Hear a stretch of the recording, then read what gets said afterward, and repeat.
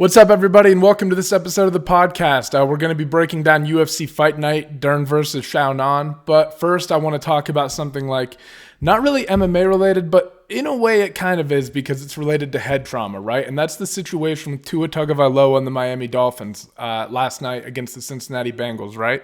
So, for those of you who don't know, Tua Tagovailoa is the quarterback for the Miami Dolphins. And last night, he got hit pretty hard, right? Slammed to the ground, kind of came down on like his elbow, his shoulder, and his head at the same time. Reaches over, kind of curls up, grabs his head, and then he goes into what we call like posturing, right? Which is, according to Brian Studer, I believe he's an MD on YouTube. Like, I'll put a link to his video in the thing explaining what happened. Like, he can explain it much more eloquently than I can. But a lot of people are saying it was the fencing pose. He says it's similar. Either way, his fingers are all like fucked up and extended and like pointing in these directions and kind of frozen there, right? So everybody's obviously always concerned, or very concerned, but you dig a little bit deeper into this and you start finding out like, okay, on Sunday in his game against the Buffalo Bills, and for anyone who witnessed this happening, like, it was scary, and you knew that he should not be playing this week against the Cincinnati Bengals if you are a fan of fighting and saw this, right? Because you're familiar with the fact that when people get knocked out, you don't let them play 4 days later, right? Okay, so the injury that Tua sustained on Sunday against the Bills was he was kind of like, I think he was delivering a pass and then the guy shoved him and he came down on his back, but when he came down, he wham, like got whiplash and smacked the back of his helmet off the turf, right? So chin didn't stay tucked, boom, whiplash. Back of the head hits the turf. He stands up, kind of shakes his head a little bit and like looks like he's like doesn't have good footing underneath him and then stumbles and like collapses to a knee. What does that sound like to you? Head trauma. Even if this guy is telling you, and I don't know like all the reports and stuff, but supposedly, right, he's cleared by an independent doctor or whatever, not a team doctor. He's cleared and he's good to play. And according to like a bunch of different people talking and saying stuff, I don't know for sure. They're saying it's because Tua said it was his neck and his spine and he cleared the concussion protocol. But it doesn't take a fucking genius to tell you that Tua suffered from head trauma on Sunday.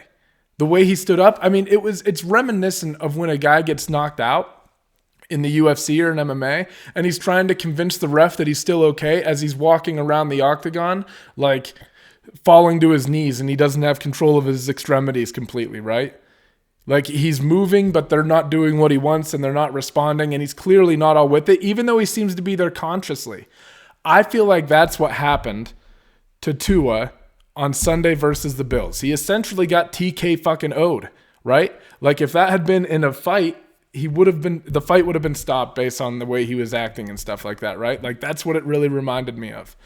Then you say, okay, I don't know how you don't look at that and say, okay, we're going to let this kid play 4 days later. Even if you're not positive and you don't think and he clears all this bullshit percussion, whatever it is, like it doesn't matter. It's very obvious that he should not be playing in a game 4 days later. You just take precautionary measures. When a guy gets knocked out in the UFC, it's not uncommon to see them suspended for 30 days, 45 days, 60 days, 45 days, no contact. Like, things like that get handed down frequently. And when you're talking about an NFL quarterback, guys, you are talking about a guy who is taught to hold on to the football with two hands most of the times. You hear Gruden talk about this, right? Because of the risk of fumbling and stuff. And he's running around in the pocket, escaping from 300-plus pound behemoths or linebackers who are running at him and blitzing him who weigh 250, 260 pounds and run 4.5 40s, right? All the while, he doesn't have a means of really defending himself.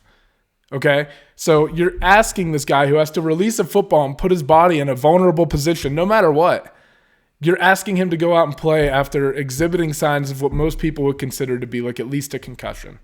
It makes no sense. And in situations like this, even if they're passing concussion protocol, you should just be able to look at what happened and say, okay, it doesn't matter. He exhibited some signs that are pretty like in line with what we see head trauma victims go through. We're going to make him rest for like 3 weeks minimum and then let him come back in week 4, because at least something like that, right? Something more extreme than like what happened here, because like at the end of the day, you're talking about not this kid's career, you're talking about his life, right? And those are the kind of hits that take years off of your life and stuff like that. And it's like, oh, I hate to say that, and I hope that's not the case, right? But it really is. And the fact that you saw this response from him where he goes into like this posturing, right? And his fingers are all weird. You see this probably because he is taking consistent damage, right? Like he just took damage on Sunday and then the follow-up, right? Even when you see knockouts, and granted, you don't always know what people go through in the UFC, right? Like maybe in camp they were like getting head trauma over and over and over again, training through it, and then they finally get to the fight, get hit with a clean shot, get knocked out. Who knows? But like an example that I think of is Aljamain Sterling versus Marlon Moraes when he got caught and he goes like arm stiff, right? That's what it reminded me of. But even in a situation like that, that's a flash knockout, and it's fighting, and it's part of the sport, and both guys are defending themselves, right? Now, I'm not saying that the players aren't aware of the risks of playing football. It's a dangerous sport, and like we just talked about all of the things that like could happen to you as a cornerback. You're in vulnerable positions a lot, like playing against really big guys.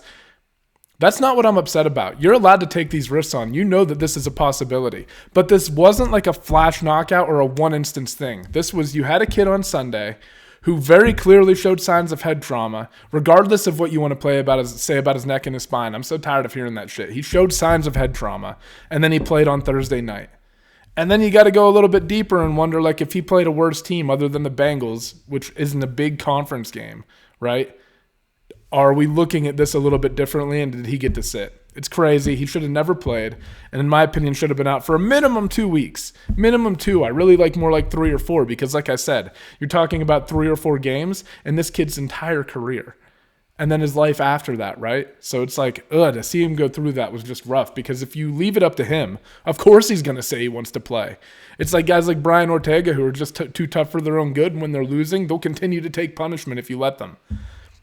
We'll talk about another example of this in Thomas Gifford versus Mike Davis when we break that fight down. But damn, man, it's like, just do the right thing. Pull him out. This is an easy decision. It should have never been a fucking question. It shouldn't have been a controversy. Tua shouldn't have been, especially, and you think about this. I know I'm talking about like football a lot here, but like, think about the fact that Teddy Bridgewater is your backup. Like, you have a competent backup quarterback, and you're risking this guy's health for what? A victory? And then look at what happened. I mean, Jesus Christ. It's not rocket science. Anybody who watched that hit, even just a regular fan, would have told you like, I wouldn't play him this week. Of course he wouldn't, because you have fucking common sense and these people don't. Unreal.